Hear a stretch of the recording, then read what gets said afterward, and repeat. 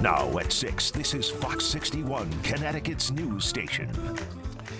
From swallowed bridges to collapsed homes to memories washed away, the catastrophic floods from August will be an event many in Connecticut will remember.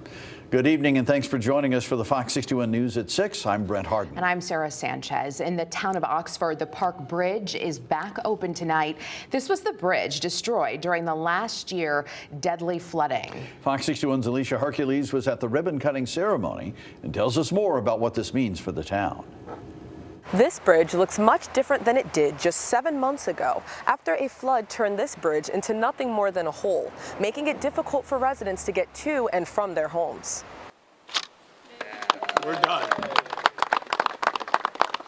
First Selectman George Temple says the reopening of the Park Road Bridge symbolizes the reconnection of Oxford after the flood last August. We had two bridges that were out on Little River, so it couldn't connect the two parts of the town, and now we're back together again. The flood damaged several homes, bridges, and roads. It also resulted in the death of 2 people. Temple says having the bridge open again will cut response times down for emergency response vehicles. Nick DeMarco attended the ribbon-cutting ceremony. He lives near the bridge. He says he was shocked when he saw the damage the flood caused.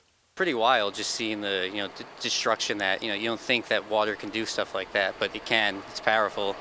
He says he still thinks about what could have happened that day just 7 months ago. It's scary to think about, what if I was driving over the bridge when that happened? Now that the Park Road Bridge is back in service, First Selectman Temple says that the next project is to clean out Little River. There's a lot of debris, there's a lot of vegetation, and we've already put that out to contract. We expect work to start tomorrow on that. Now the Park Road Bridge is officially open to traffic. Up next, contractors will begin work on other damaged roads in the town, like Laughlin Road and Jackson Cove Road.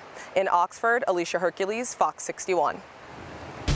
Let's turn things over to weather now. The rain is gone. The sun is here, at least for today. Beautiful day out there today. Chief Meteorologist Rachel Frank here now with the first check of the forecast. Rach. Yeah, we have a few hit or miss showers on the way for later tomorrow and then again for later Thursday night. But overall, we're not talking about a soaking rain. And so we will see more moments like this off and on, at least as we head through the coming days. 56 right now in Hartford, middle 50s for the New Haven area.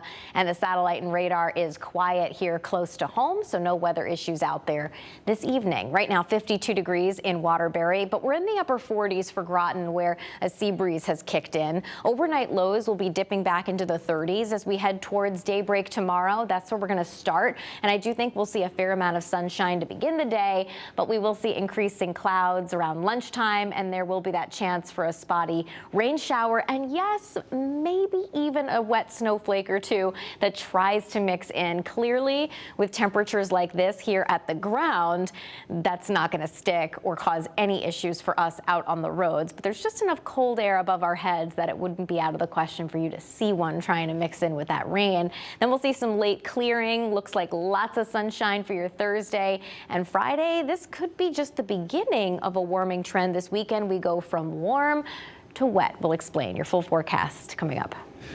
All right, Rachel, thank you. We have breaking news from the Old Saybrook Police Department now. Chief Michael Spera has just announced he's retiring. He served in the role for 16 years and has been in the department for 29 years.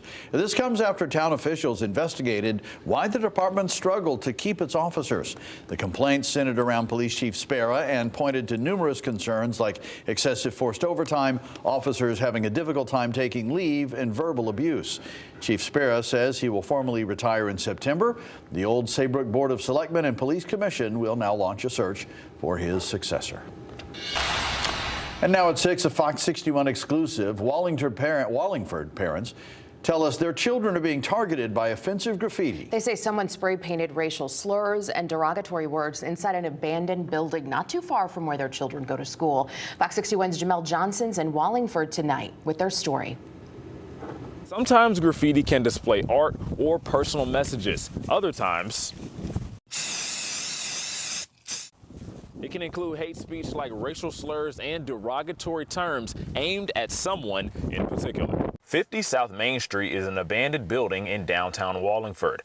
It's also where Christy Winninger says hate speech directed at her son was plastered on the walls. He was friends with these two girls who he's no longer allowed to hang out with. They've been doing nothing but harassing him. We found out that they came into this building right behind me and they wrote his name and they put Jamal is a, and they use the N-word. Jamal is a student at Dag Middle School. She came back and crossed out. Winninger says they were sent pictures of the graffiti through her sister. My heart dropped for my son. We were at the mall when we got them, and my son was pretty much trying not to cry while we were in the middle of the mall. There's been text messages. I've just told him ignore it and all that, but this was the final straw. Jamal says the bullying started 2 years ago. This year it started getting off the hook. Casey Dingus, a Lyman Hall student, says she's been bullied the last 5 months. Last year I know that I let people, off the hook, make jokes about my deafness. Getting called Helen Keller, being told to shut the F up, deaf B word. I ended up telling my mom because I was just feeling like there was nothing else I could do. I didn't want to do indoor track, and track is the thing that I love most and stuff. My grades have been slipping really bad. Casey says that abuse came from one of the students involved with the graffiti. It says Kanye West for life with a swastika under it. And now her mother, Jennifer Banks, says her daughter is being framed for it. A few people have been framed, but now the target is my daughter. They put her initials on the wall above swastikas. They've told people at school it was Casey. Banks says they've gone to school administration, but nothing is being done. I think it's worse that the adults aren't protecting her. I think that's worse than the bullying, and I will pull her from school if I have to. The Wallingford Police Department tells me that they are investigating the issue. We also reached out to the mayor's office as well as the superintendent's office for Wallingford Public Schools to see if they could comment on the matter, but haven't heard back yet. In Wallingford, Jamel Johnson, Fox 61. All right, Jamel, thank you. We have an update now. Police have identified the victim from last night's deadly pedestrian crash in Manchester. 45-year-old Jamie Cordero of Manchester was hit and killed while crossing Buckland Hills Drive last night. He was pronounced dead on scene. Police say the 18-year-old who hit Cordero is with their car is cooperating with the investigation. Connecticut state troopers say they had to ram a wrong-way driver's car to prevent her from getting on the highway. Take a look here. Troopers say several people called 911 Saturday around 2:30 in the morning to report a car speeding the wrong way on I-395 in Norwich. Drivers say they could barely get out of the way in time. Well, troopers tracked the car to their own barracks in Montville. That's where the driver tried to escape. Troopers slammed their cruisers into that SUV and stopped 34-year-old Kaylin Sorter of Griswold from getting back on the road. They say she was intoxicated, and tonight she's charged with DUI and resisting arrest charges. Well, new details. A New Haven woman who had been missing for nearly 6 months was found dead last week. New Haven police say the remains of 60-year-old Denise Leary were found near a brush area behind a house on Rock Creek Road Thursday. That's the same road where she was last seen in September when police put out a missing person alert. Her cause of death has not yet been determined. 2 teens have rescued an emaciated dog. They found that dog over the weekend in Meriden. Animal control officers believe she had just given birth only hours before. A warning before we share these pictures with you, though. They are disturbing. This dog was found near Lincoln Plaza. She's been nicknamed Petals and is getting veterinarian care. Animal control are searching for her puppies, but so far they haven't had any luck. Fox 61's Angelo Bavaro is speaking with animal control right now, and he'll have more on the mission to find Petals' missing puppies. That's coming up tonight on the news at 10. It's 2025. We shouldn't be dealing with this right now. Today is Equal Pay Day. It marks how far into the year women must work to earn what men earned in all of last year. And now state lawmakers are introducing a bill they say will increase salary transparency and shrink the gender pay gap. Fox 61's Emma Wolfhorst explains. Here in Connecticut, for every $1 a white man makes, women working full-time year-round make only 84 cents. It's kind of unfair. Kind of.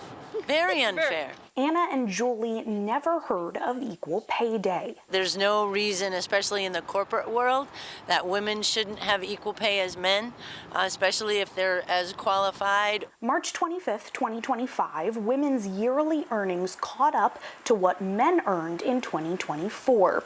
This day is meant to serve as a reminder of the persistent gender wage gap, something She Leads Justice Board President Miranda Monfilston says most women don't know about.